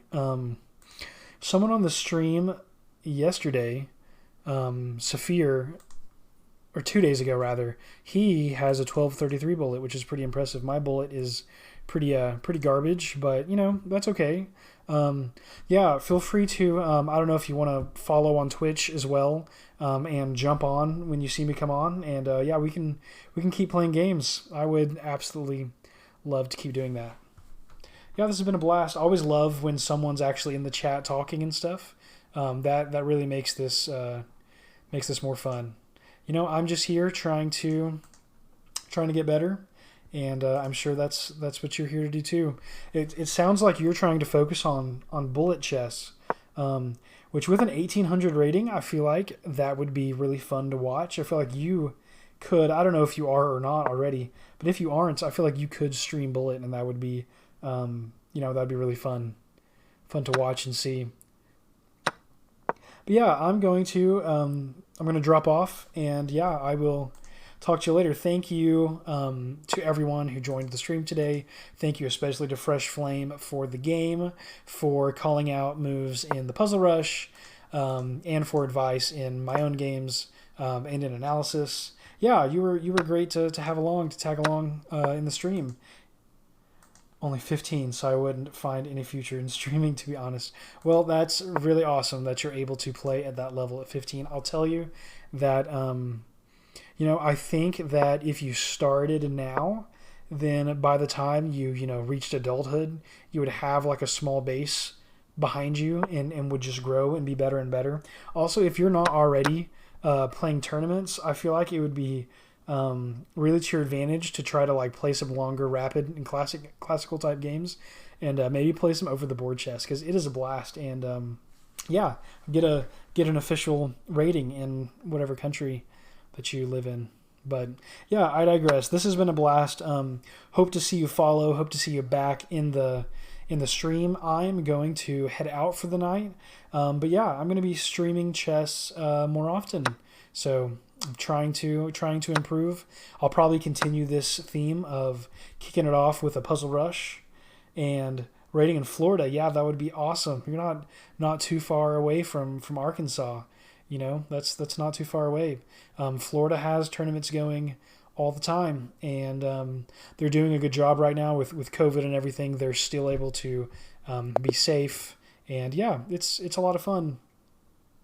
Yeah, you are the right age to start playing rated. I would say that the earlier that you can afford to go play rated over the board chess games, the better. Yeah, the more it's really like the age that you start is super important. And even at 15, if you just start playing rated games now, and it's really important that they're rated, you know, you can make huge strides. So yeah, but what do I know? You've got more advanced tactics down already. So yeah, I hope that you do well. Yeah, if you ever do play rated games in Florida, I'd love to hear about them. And I'm going to be doing videos where I go over some of my tournament games as well. So yeah, it should be fun. Okay, on this note, I am going to get off. And yeah, I'm going to end the stream. And thank you so much for joining. And yeah, I'll be back. Thank you all so very much. Hope you have a great night. Fresh Flame. Yeah, I'll talk to you later.